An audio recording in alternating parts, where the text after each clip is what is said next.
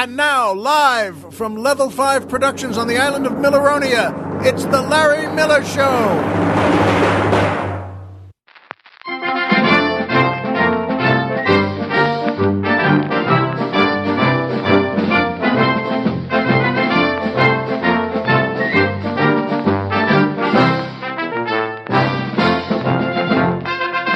Good evening, Mr. and Mrs. America, and everyone who's always wanted to take a kid to college.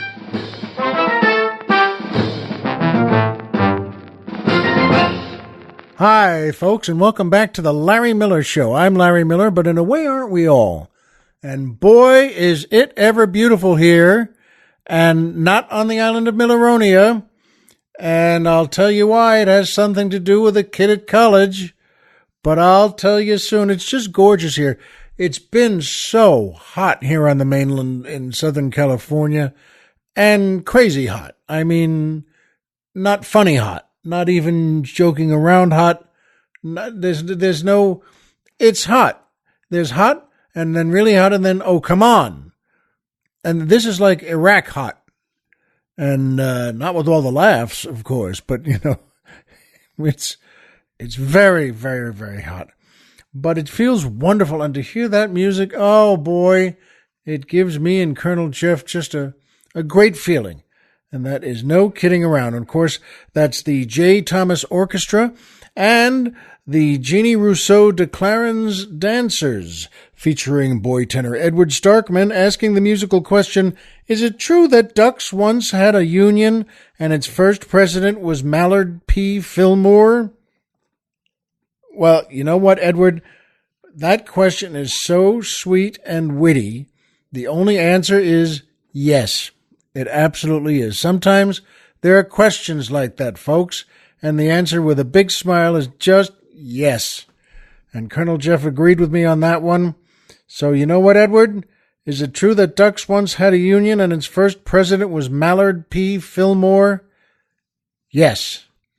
In fact, Colonel Jeff and I were so smiley and happy about that question, we actually spent a couple of minutes trying to think of another one. With ducks, we couldn't come up with one. And by the way, please send one if you do. Everyone out there, we said, oh, what are the feathers called? The duck down? We looked for something to make a pun or a word trick on with about the webbed feet or what's the Disney duck and who's there's Daffy Duck, that's how good the question is, Edward. So thank you for it. And by the way, there are two good reasons why J. Thomas was leading the orchestra and why Jeannie Rousseau de Clarence was leading the dancers. First of all, J. Thomas is someone I've worked with, and he was a radio host at his own show and then became a comedian and was an actor in many movies and television shows, and he passed away recently. And you know what? That's always good to think of someone like that as a brother forever. So when someone in show business dies, that's the way I think of them, as a brother or sister forever. Good work, Jay. And Jeannie Rousseau de Clarence. What a lady this was, folks. And you should all nod and smile when you hear. She was 98 years old, and she was French. She was born in France and lived in France, and she was a member of the French Resistance. She was a spy and got so much information about German rocket programs, and this was very important stuff, and she'd pass it on to her superiors, and she really saved a lot of time and a lot of lives, and she did really, really well in dangerous work. And perhaps not surprisingly, she was eventually found by the Germans, and she was arrested, and she was put in 3 different concentration camps and got out and escaped and then came back, and then they caught her again. And this is really someone worth, well, saluting. Jeannie Rousseau de Clarence. And she's passed on now at 98. But boy, Jeannie, you really did it. And you were a great agent and a great soldier. So good work. and by Amazon. That's right, Amazon. Oh, folks, you know what? This is still one of the best companies in the world. Amazon, where you can get anything you want, except, of course, a real Amazon. And I have said this before, not for a while, but if you order something from Amazon and a really tall, muscular, gorgeous woman comes to your front door and rings the bell, and you open that door and you see her there, call us first. Do not do anything stupid. Do not do anything you think you might be, sorry for later. Call me and Colonel Jeff. We will do the things we will be irresponsible for later. But don't worry about that now. Amazon, what a great group. You can get them anywhere. You can go anywhere on a computer, a laptop, an iPhone. It doesn't matter.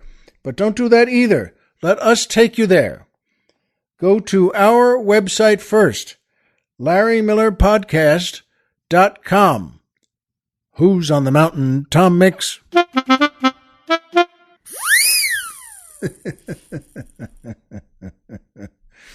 That last sound always gets me. It's really, you want to get up from your chair and say, what in the world? How did...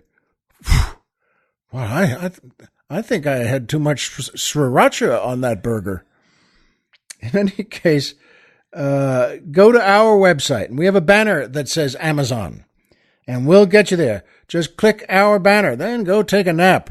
Go get into your big lazy boy chair and kick those legs up. You can make yourself a sandwich and a soda or a beer with it.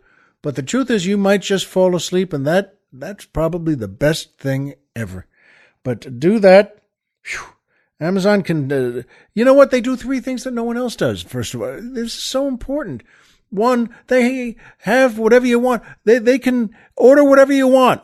They'll get you whatever you ask for. And 2, they already have it. They don't even have to write out for it or call someone else or borrow it. They already have it the second you order it. And it's in one of those giant warehouses like from Indiana Jones, that's a mile long and a mile wide and a mile high and a mile deep. It's the mile deep that gets me on that one, by the way. And you know what, though? They have everything already. And number 3, they send us some money. They send us here at the show, at the Larry Miller Show, they send a percentage of whatever you order. And we, of course, take that, goes right into a big steel box where we keep that money for our next big fancy fried chicken dinner and 2 drinks beforehand in a different place. And boy, oh boy, so that's quite a company. And they have found quite a show to be sponsors of. Thank you, fellas. And, as always, that means a lot. And that brings me to my first, the favorite part of the show, the joke of the week. This is fun, too. I say this, I've said it before, and it's just the truth. To pass on a good joke to anyone, to you, to all of you, and then if you like it, you pass it on to your family and friends or loved ones. Just passing on a good joke is a real blessing, and I'm glad to do it to you with this one. An elderly, handsome, well-dressed gentleman walks into a jewelry store, and he's got his new girlfriend with him, and she's in her early 20s, and she's blonde. And he goes up to the jeweler, and the jeweler says, "Well, yes, sir." And he says, "I would like to buy a special gift for my young lady friend here, and show me what you have." Yes, of course, sir. And he takes out a really nice ring right from the case there, and he says, "This is a wonderful gift, sir, if I may say, and it's a little expensive. It's $5,000. And the gentleman holds his hand up and says, "You know what? I want something more special than this. I want something really, really, really special." And the jeweler is, "Yes, sir." And he says, takes him into the back room and shows him something right there. And he says, "Now come out." And they walk back out to the girlfriend there. And he says, if I may say, he takes this thing out of a box, and it's just unbelievable. It's so gorgeous. It's not only another ring, but it can be used as a pendant, and it's so beautifully made with so many jewels on it. He said, the jeweler says to him, "Now, this one, sir, is $40,000. And the elderly man says, looks at his girlfriend and says to the jeweler, "You know what? I'll take it." And he says, when the girlfriend is just, oh, she's just falling all over herself. And the elderly man says, "I'll tell you what, because I know that there are, well, with large amounts of money, there's always some question about where it comes from. And so what I'll do is I'll write you a personal check right now." And it's a Friday afternoon, and he says, "I'll tell you what, I'll give you the check right now, and you hold on to that beautiful piece, would you please? And I'm buying it. And on Monday morning, call the bank first thing, and they'll tell you how much money I have, and then you call me, and I'll come right by and get it." "Yes, sir." And the elderly man and his girlfriend walk out, and, well, that's quite a Friday afternoon in any business. Comes Monday morning. Well, next thing you know, it's Monday morning, mid-morning, and the jeweler calls the elderly man, and he's a little annoyed. The jeweler says to him, "I must say, sir, that there's, well, this is frankly shocking and horrible, that I called that bank, and they said they've never heard of you, and you have no money there at all." And the elderly man says to him, "I know, but let me tell you about my weekend."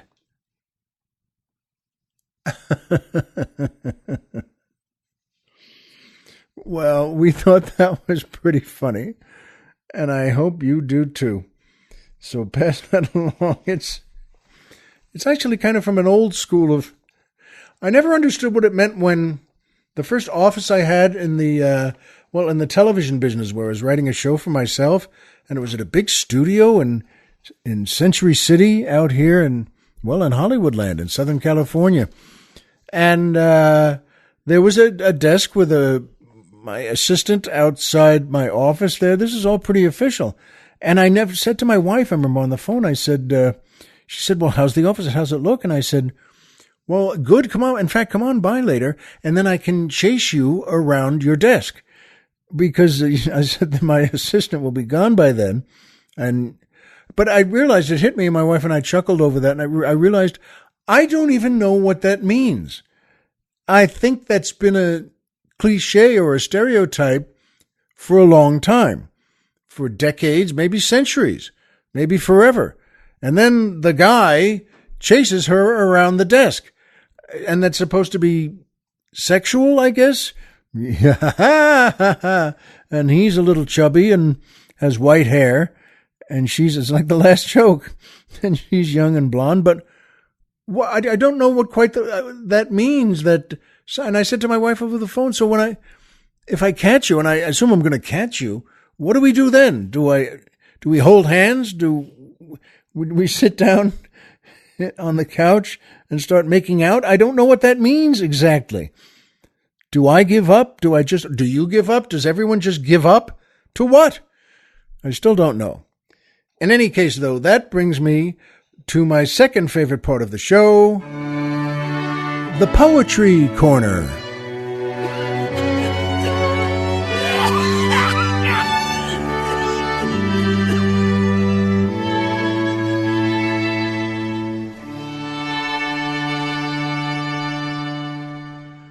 I think I'd be coughing like that if I ever chased anyone around a desk, but I don't. If you know, by the way, do that. Send it to us here. Send a note saying, "Here's where that comes from.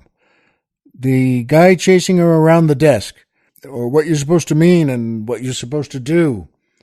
Isn't it wonderful, as two worldly sophisticated men like Colonel Jeff and myself don't actually know. We'd like your help on that. This is a wonderful poem to offer you. It's by Ralph Waldo Emerson, and I've read from him before. What a great 19th century American writer and poet and speaker he was. And this is called Alfonso of Castile. Alfonso live and learn, seeing nature go astern, Things deteriorate in kind, lemons run to leaves and rind. Meager crop of figs and limes, shorter days and harder times. Flowering April cools and dies in the insufficient skies. Imps at high midsummer blot half the sun's disk with a spot. 'Twill not now avail to tan orange cheek or skin of man. Roses bleach, the goats are dry, Lisbon quakes, the people cry. Yon pale scrawny fisher fools, gaunt as bitterns in the pools, are no brothers of my blood. They discredit Adamhood. Eyes of gods, ye must have seen o'er your ramparts as ye lean the general debility of genius, the sterility, mighty projects countermanded, rash ambition broken-handed, puny man and scentless rose, tormenting Pan to double the dose. Rebuild or ruin, either fill of vital force the wasted rill, or tumble all again in heap to weltering chaos and to sleep. Say, signors, are the old Niles dry, which fed the veins of earth and sky, that mortals missed the loyal heats, which drove them erst to social feats? Now, to a savage selfless groan, think nature barely serves for one. With science poorly mask their hurt, and vex the gods with question pert. Immensely curious whether you still are rulers or mildew. Masters, I'm in pain with you. Masters, I'll be plain with you. In my palace of Castile, I, a king, for kings can feel, there my thoughts the matter roll, and solve and oft resolve the whole. And for I'm styled Alphonse the Wise, ye shall not fail for sound advice. Before ye want a drop of rain, hear the sentiment of Spain. You have tried famine, no more try it. Ply us now with a full diet. Teach your pupils now with plenty. For one son supply us 20. I have thought it thoroughly over, state of hermit, state of lover. We must have society. We cannot spare variety. Hear you then, celestial fellows, fits not to be overzealous, steads not to work on the clean jump, nor wine nor brains perpetual pump. Men and gods are too extense. Could you slacken and condense? Your rank overgrowths reduce, till your kinds abound with juice. Earth-crowded cries, too many men. My counsel is, kill 9 in 10, and bestow the shares of all on the remnant decimal. Add their 9 lives to this cat. Stuff their 9 brains in his hat. Make his frame and forces square. With the labors he must dare. Thatch his flesh and even his years with the marble which he rears.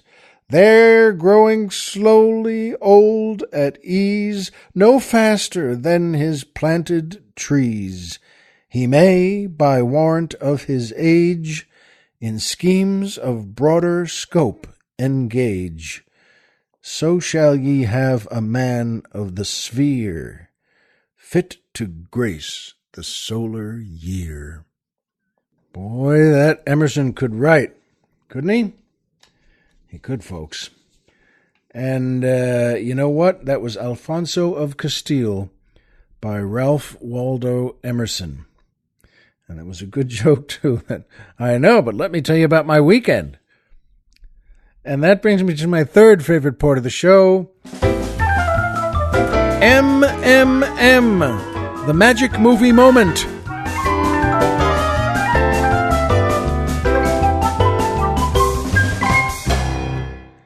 Well, I mentioned taking a kid to college, taking one of your kids to college. And I'll tie that in today's anecdote. But that's one of the reasons I chose this movie for today. And Colonel Jeff agreed.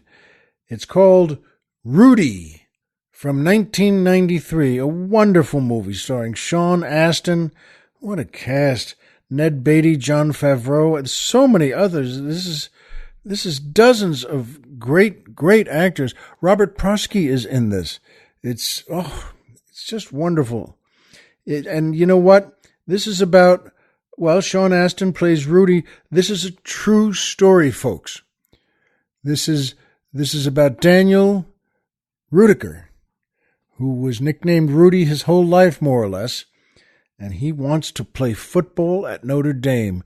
He was a great football player in the small town he grew up, and, well, he wasn't big enough to, everyone said, you're just not big enough to play college football. He's about 5'6", and he just didn't give up, and he really wanted to play at Rudy. This is a great movie. See it sometime, folks. It'll make you feel wonderful. And I had a chance to work with Sean Astin, by the way. Oh, and what a cast, good Lord, in a movie called The Final Season with Powers Booth and Sean Astin and me. And you know what? The terrific cast. See that sometime, The Final Season. But Rudy, the movie Rudy, see it as soon as you can. And he accomplishes what he wants.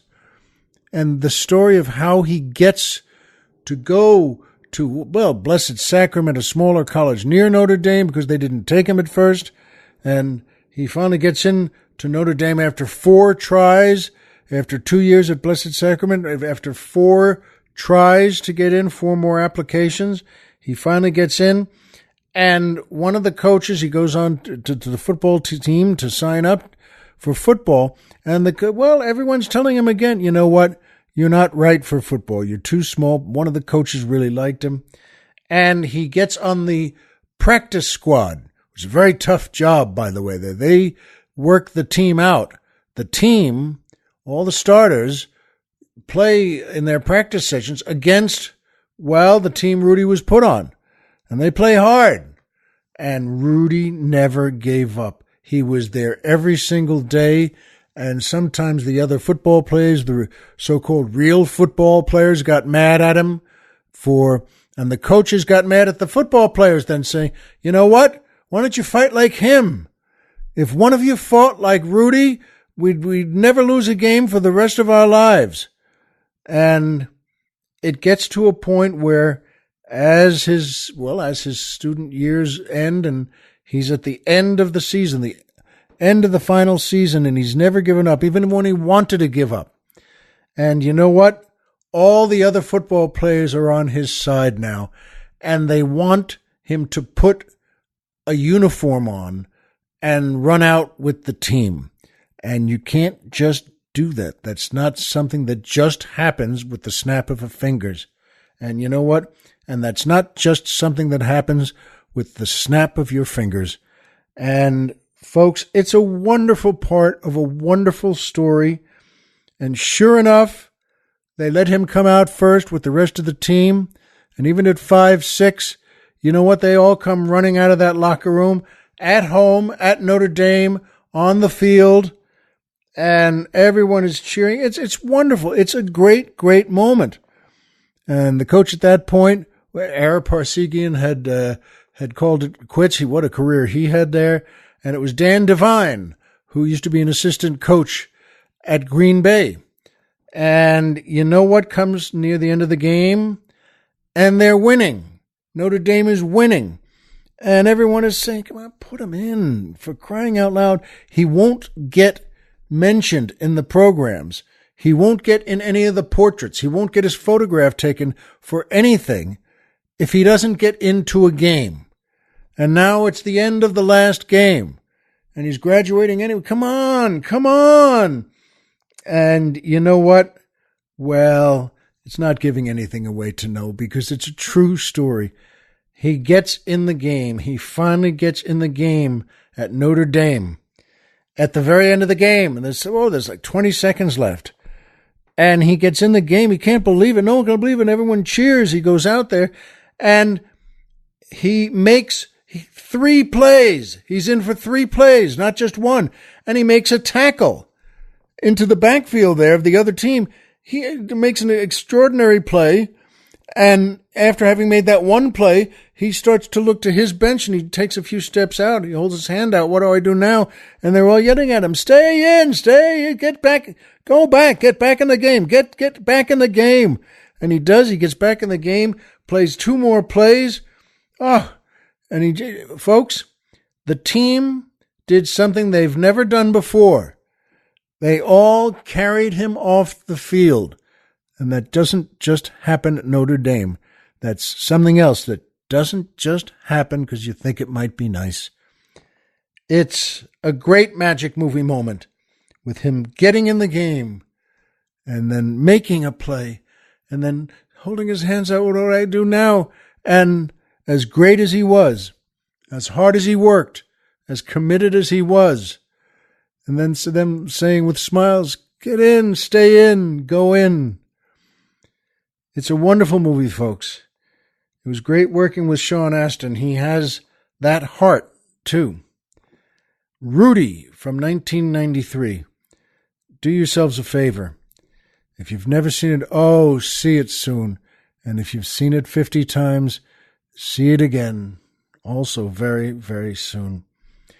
You know what, though? And that's frankly why, as I said, I wanted to do something. I looked for something in the movie about college because our youngest son went off to college last week.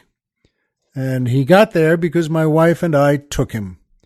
And we flew nicely. It's a few states away. It's a nice place with mountains and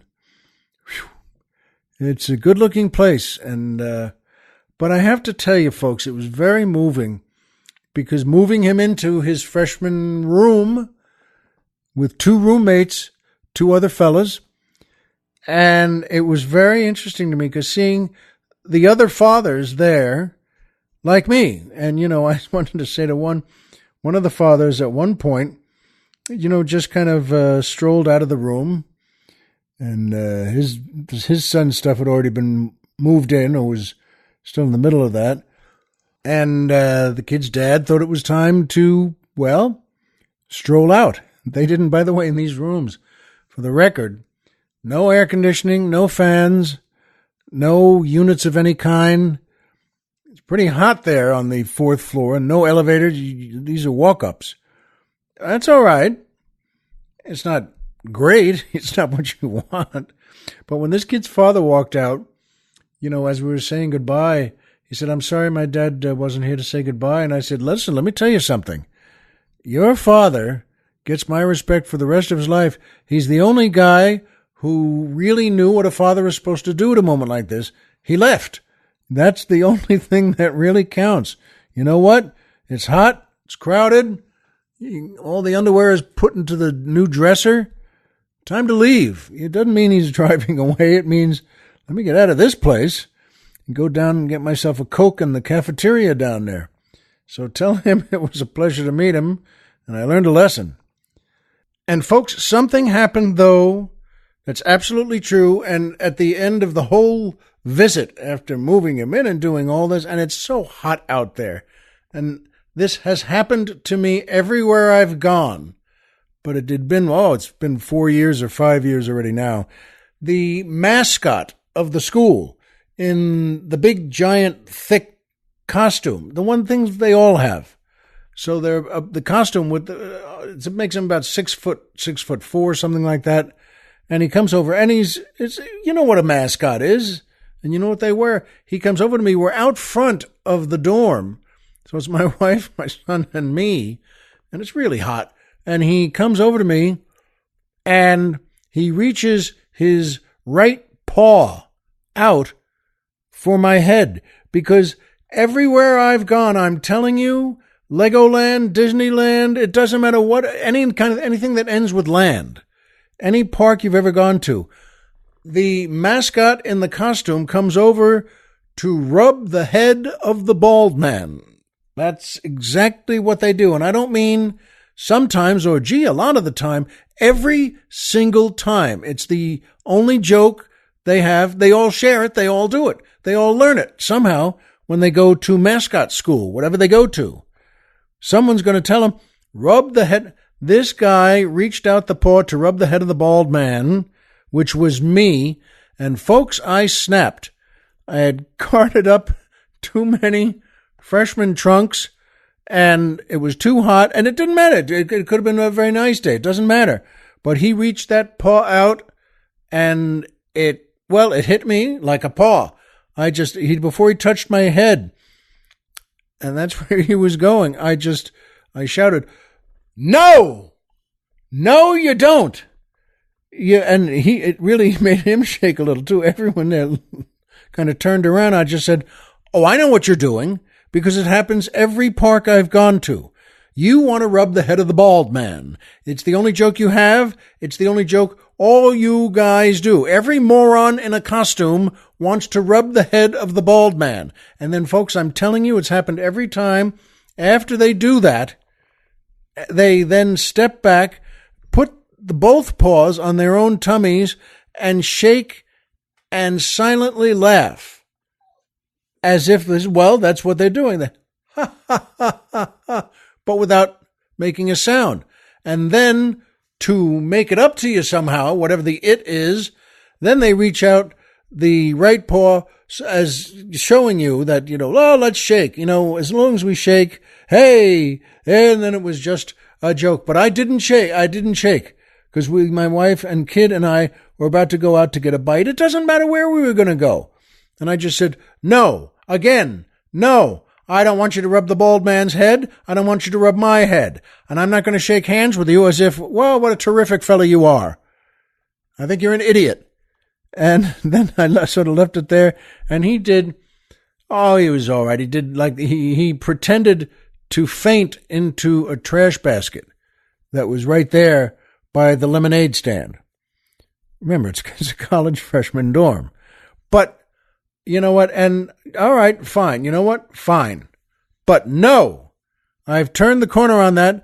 No, do not rub the bald man's head and then laugh silently. So that wraps the whole story up for me. I love my kids. I love what they have the guts to do and to make for themselves. But I do not want the bald man's head rubbed. You know that, and I know that. And we know the same things. Homer is Homer. Pluto is a planet. And so remember, as always,